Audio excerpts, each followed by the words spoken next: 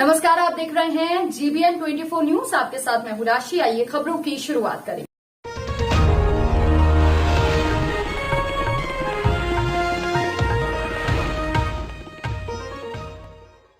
जमशेदपुर में केंद्रीय मंत्री अर्जुन मुंडा पोस्ट बजट के विश्लेषण पर मीडिया से मुखातिब हुए, जहां उन्होंने बजट 2022-23 को आगामी 25 वर्षों के विकास कार्य को गति देने वाला बजट बताया है। इन्होंने कहा कि यह बजट देश के उन्नत राष्ट्र को बनाने में अहम होगा, जहां हर वर्ग को ध्यान में रखते हुए बजट को पेश किया गया है। उन्होंने कहा कि व्यापार के साथ साथ रोजगार को भी यह बजट बढ़ावा देगा। वहीं 25,000 किलोमीटर राष्ट्रीय राजमार्ग निर्माण के लक्ष्य इस बजट में लाया गया है। वहीं देश भर में 400 नए वंदे भारत रेल चलाने का निर्णय किया गया है। वहीं आत्मनिर्भर भारत को सफल बनाने हेतु छोटे और लघु उद्योग को भी बसाने का कार्य किया जाएगा। कोरोना महामारी के बावजूद कृषि क्षेत्र को और आगे बढ़ाने हेतु कई तरह की योजनाएं इस बजट में लाया गया है। उन्होंने कहा कि कुल मिलाकर ये बजट देश के विकास की गति को प्रदान करेगा, जिससे देश का सर्वांगीण विकास होगा। देश के लेखा जोखा, आय व्यय, बल्कि दूरगामी लक्ष्य को निर्धारित करते हुए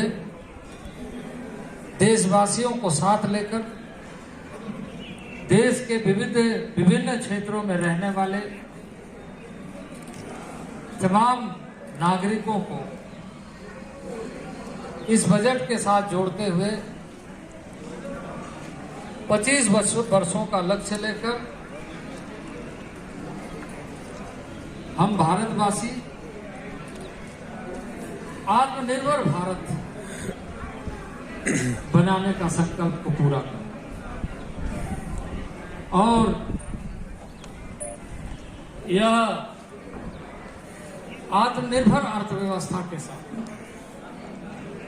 जब हम आत्मनिर्भर भारत कहते हैं तो आत्मनिर्भर अर्थव्यवस्था, और जब हम आत्मनिर्भर अर्थव्यवस्था कहते हैं तो उस अर्थव्यवस्था के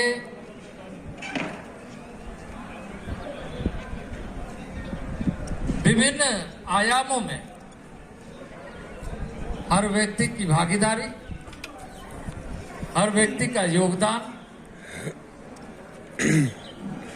और हर व्यक्ति मानव पूंजी के साथ स्वयं को, परिवार को, समाज, राष्ट्र सभी को आगे बढ़ाने के लिए वो अपनी प्रमुख भूमिका के साथ जुड़ सके। और इसी बात को ध्यान में रखते हुए केंद्रीय बजट जो इस समय आपके सामने है, वह बजट जब हम 100 साल पूरा करेंगे आजादी का, तो उस समय हमारा भारत के नागरिक और आने वाली पीढ़ी अर्थव्यवस्था के दृष्टि से, स्वावलंबन के दृष्टि से, सशक्त रूप से अपनी श्रेष्ठता की प्रस्तुति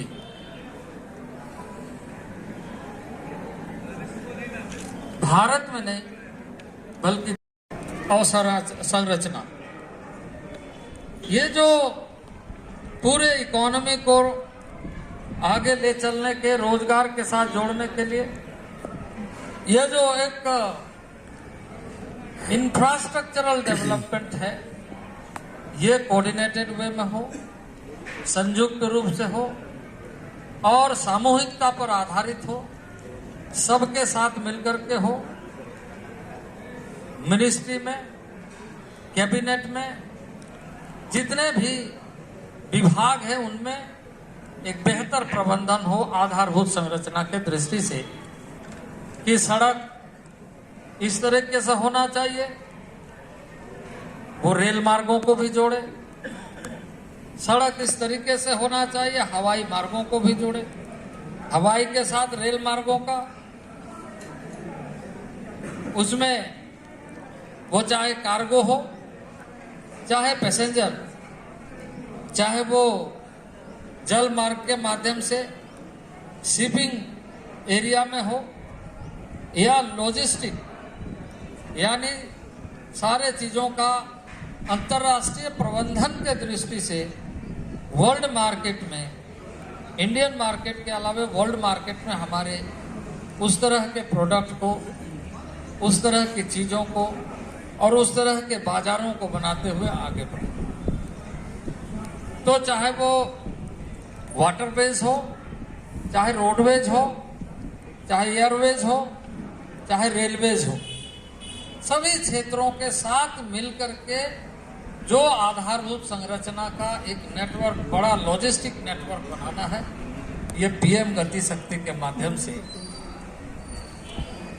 यानी स्पेशल एफर्ट्स कैसे हो, ये सुनिश्चित किया गया। और इसका एक पीएम गति शक्ति का नेशनल लेवल में राष्ट्रीय मास्टर प्लान बनाया जा रहा है कि इसमें किसी भी क्षेत्र को, किसी भी राज्य को, किसी भी जिले को हम इन कारकों के साथ निर्बाध ढंग से बहुपक्षीय कनेक्टिविटी और लॉजिस्टिक के दायरे में लेकर आएंगे। राष्ट्रीय इस बुलेटिन में फिलहाल के लिए इतना ही। अपडेट्स के लिए आप बने रहिए हमारे साथ। नमस्कार।